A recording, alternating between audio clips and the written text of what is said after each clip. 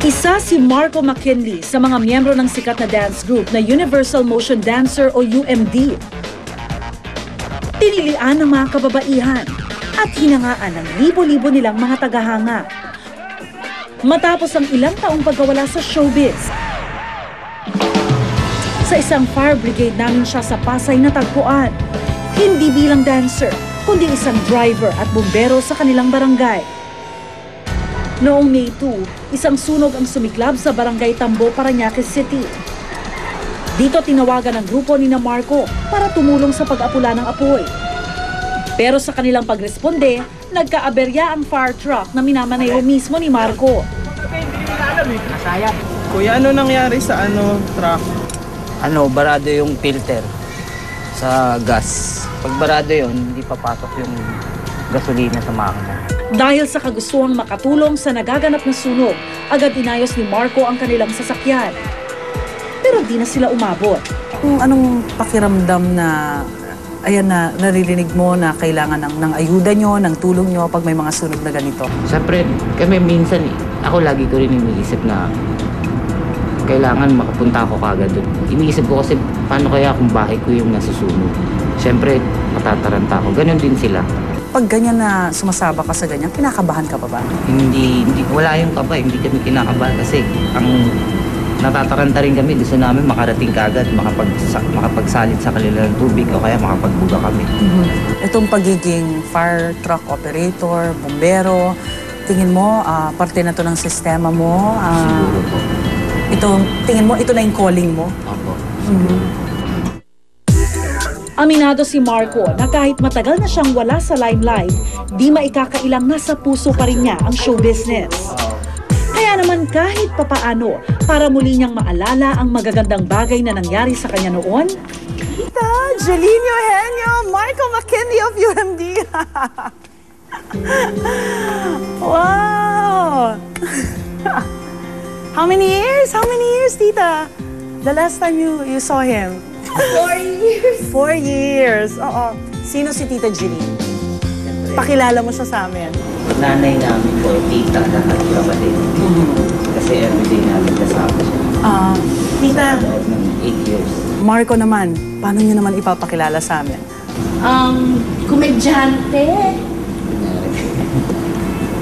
Sobrang palabiro. Bilyo sa lahat ng grupo. Pero pinakakawawa. isa raw si Jeline sa mga nakasaksi sa pagpupursiga ni Marco noon bilang miyembro ng UMD. Bukod kasi sa pagiging choreographer, tumayo rin siyang ina ng Universal Motion Dancers sa loob ng 8 taon. Siya ang naging kasama ng grupo sa mga pagtatanghal nila sa loob at labas ng bansa. 4 na taon na ang nakaraan mula nang huling magkita sina Jeline at Marco. At sa pagkakataong ito, di maiwasang hamunin ni Jeline si Marco na muling humataw sa dance floor. Ito ngayon ang tuturo sa akin.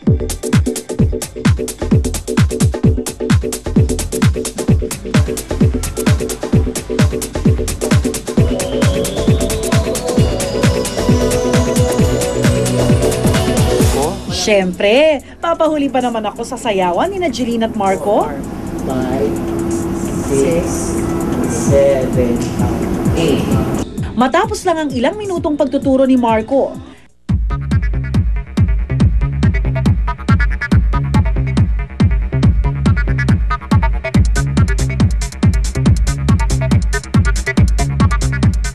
After everything that you have experienced, Marco, ano yung aral sa tingin mo na natutunan mo? Yung pabaya siguro sa lahat. Yung sobra sa kaibigan, walang kontrol. Sa babae, sobra din. Sa bisyo, sobra din. Siguro yun yung naging aral sa akin na hindi ko na dapat gawin ulit. ang buhay raw ay parang sayaw. Habang tumatagal ay pabilis ng pabilis ang mga galaw. Ito marahil ang simbolo ng tunay na tagumpay. Ngunit tulad ng lahat ng sayaw, nagwawakas din ito at natatapos. Hindi naman naging maganda ang pagtatapos ng sayaw ng buhay ni Marco. Bilang miyembro ng UMD, ginamit niya itong inspirasyon para ituloy ang bagong kabanata ng kanyang buhay bilang isang bumbero na handang tumulong sa mga taong nangangailangan. Sa mga baguhang dancer o bago sa show business, anong payo mo sa kanila? Mensahe mo? Siguro mag-ipon. Kung ano-ano binibili namin, sapatos, damit. Kasi sikat ka eh, kailangan pag lumabas ka, maganda rin yung suot mo eh. Mag-ipon lang sila, tapos disiplina talaga. Malaking bagay yung disiplina. Hanggang sa susunod na Biyernes, ako po si Rhea Santos. Bawat karanasan, may mga aral na tumatatak sa ating mga puso at isipan. Sama-sama ulit tayo makibahagi sa mga kwentong personal. Dito lang, sa Tunay na Buhay.